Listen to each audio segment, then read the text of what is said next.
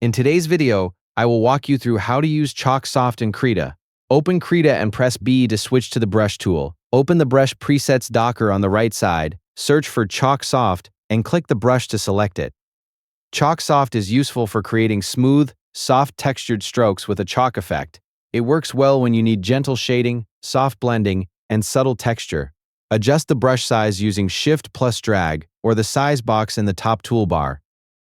Use larger sizes for wider areas and smaller sizes for details. Control the paint flow by adjusting opacity. Lower it for softer, lighter strokes and increase it for stronger coverage. If you use a drawing tablet, apply light pressure for thinner and lighter strokes and heavier pressure for thicker and darker strokes. Use this brush when creating soft shading, blending colors, or adding smooth chalk-like textures. Drag the brush slowly across the canvas for more controlled results.